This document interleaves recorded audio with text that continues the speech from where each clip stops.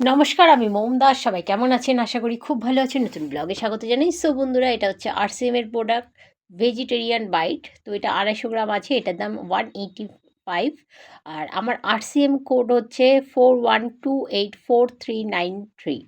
তো যাই হোক, এই হলো ভেজিটেরিয়ান বাইট। এটাকে কিন্তু পিস পিস করে কাটতে হয়। এই হলো প্রোডাক্টটা।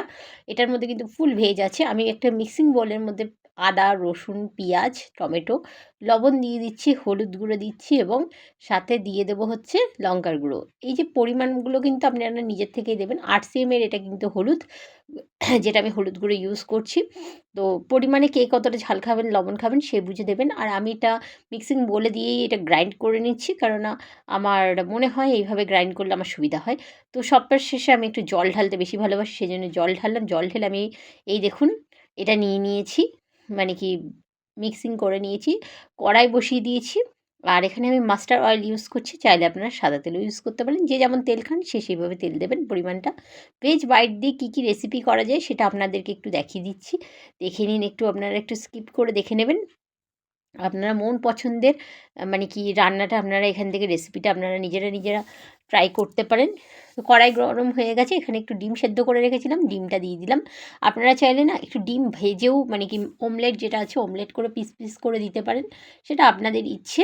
তো যারা আরসিএমে জয়েন করতে চাইছেন না তারা কিন্তু আমার কোড ইউজ করে অবশ্যই করে প্রোডাক্টটা পারচেস করতে পারেন, অনেকটা কম দামে পেয়ে যাবেন।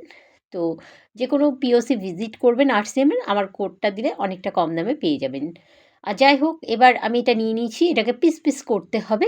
তো ওয়েট করছি। ডিমটা দেখুন ভাজা ভাজা হয়ে গেছে, লালচে লালচে হয়েছে। তার আগে আমি একটু লবণ ছড়িয়ে নিয়েছি, সেটা দেখানো হয়নি। তো এই যে পিস হয়ে গেছে, এটাকেও কিন্তু ওটা তুলে নিয়েছি ডিম ভাজাটা। এবার এটাকেও কিন্তু সেম তেলের মধ্যে, মানে সেই তেলের মধ্যে একটু ভালো করে ভেজে নেব। তো অনেকেই বলে এই রান্নাগুলো নাকি অনেকে খেতে ভালো লাগে না, বাচ্চারা খেতে চায় না। যাই হোক, যারা পিওর ভেজিটেরিয়ান আছেন তারা এই ভেজিটেরিয়ান বাইটটা খেতে পারেন, কোনো অসুবিধা নেই। তো আমি সবগুলো একসঙ্গে দিয়ে দিলাম। দিয়ে এটাকে একটু ভালো করে ভাজা ভাজা করে নিয়ে তুলে নেব বাইটটাকে। আমার ঠাকুমার হাতের রান্না কিন্তু অসাধারণ ছিল। তো ভাবতাম ঠাকুমা কীভাবে রান্না করতো। আমার যেটুকু মনে আছে, ঠাকুমাকে তো বেশি দিন পাইনি, তো যেটুকু মনে আছে ঠাকুমাকে, তো ঠাকুমার রান্নাগুলো ঠাকুমা ভীষণ কষাতো। যত কষাবেন রান্নার স্বাদ কিন্তু ততটাই বেরোবে। তো আমি একই তেলের মধ্যে দিয়ে দিচ্ছি তেজপাতা ফোড়ন, আর এর মধ্যে ইউজ করছি এলাচ, আর হচ্ছে দারচিনি, আর একটা শুকনো লঙ্কা। এলাচগুলোকে আমি একটু ছিঁড়ে নিয়েছি, আর দারচিনিগুলোকে আমি একটু ভেঙে নিয়েছি। ভালো করে একটু মশলাটাকে না, গোটা মশলাটাকে একটু ভেজে নিতে হবে। অনেকে জিরে দেন, গোটা জিরে দেন। আমার গোটা জিরেটা খুব একটা সবসময় ভালো লাগে না, মুগ ডাল ছাড়া। তো এই বাটা মশলাটাকে আমি কিন্তু এর মধ্যে দিয়ে দিচ্ছি। অল্প দেবো, বাকিটা তুলে রাখবো। আপনারা রান্নাটা কেন খারাপ হয় একটু মাদেরকে আমি একটু বলি, বিশেষ করে। তো রান্নাটা খারাপ হয় হচ্ছে আমাদের পরিমাণ মতো আমরা মশলাটা ইউজ করতে পারি না, সেই কারণে। আর মশলা কষাতে হবে ভালোভাবে। এই যে আমি মশলাটা থেকে দেখুন তেল ছেড়ে দিয়েছি, এটা কিন্তু আমি অনেকক্ষণ ধরে কষিয়েছি। কষানোর পর কিন্তু তেল ছেড়েছে, তারপরে কিন্তু আমি মশলাটার মধ্যে একটু জল দেবো। এখানে আমি গরম জল দিচ্ছি। তো আপনারা চাইলে নর্মাল ওয়াটার ইউজ করতে পারেন, তাতে কোনো অসুবিধা নেই। তো যাই হোক, যদি আমার রান্না ভালো লেগে থাকে, ভিডিও ভালো লেগে থাকে, তাহলে অবশ্যই এই রেসিপিগুলো একবার ট্রাই করবেন।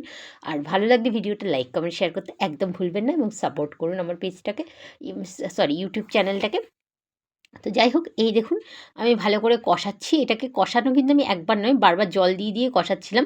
বারবার ঢাকছিলাম, তুলছিলাম। তো এইভাবে কিন্তু আমি রান্নাটাকে কষাচ্ছিলাম। তো যাই হোক, এই দেখুন এখান থেকেও কিন্তু তেল ছাড়ার সাথে আমি কিন্তু এর মধ্যে দিয়ে দিয়েছি ভেজিটেরিয়ান বাইটগুলোকে। এটাকেও কিন্তু আমি জাস্ট কষাবো, অনেকক্ষণ ধরেই কষাবো, যতক্ষণ না মশলাটা এর গায়ে না ঢুকছে। তো গায়ে তো ঢুকবে না ভেতরে। তো যাই হোক, যেটুকুনি করানো যায় আর কি। তো একটু জল দিয়ে আমি কিন্তু এটাকে কষিয়ে কিন্তু ভালো করে কষা করেছি। এই দেখুন লেগে যাচ্ছিলো মশলাগুলো। তো ভালো করে আমি একটু কষাচ্ছিলাম। এটার থেকেও কিন্তু তেলটা ছাড়ছে। তেল ছাড়ার পরে আমি কিন্তু জল ইউজ করেছি। এখানেও আমি গরম জল ইউজ করেছি। আপনারা চাইলে নর্মালি ওয়াটার ইউজ করতে পারেন। আর কোনো অসুবিধা নেই।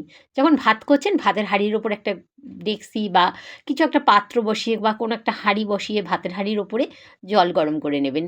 তাতে করে দেখবেন আপনাদের গ্যাসটাও সেভ হচ্ছে এবং আমাদের সময়টাও সেভ হচ্ছে। রান্নাটাও আপনারা যখন করতে যাচ্ছেন, গরম জল দিয়ে রান্নাটাও করে নিতে পারবেন। এটা হচ্ছে আমার একটা ছোট্ট টিপস। এটা আমার মার থেকে শেখা।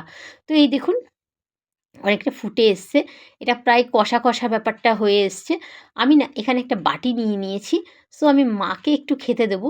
মা কেমন হয়েছে অবশ্যই বলবে।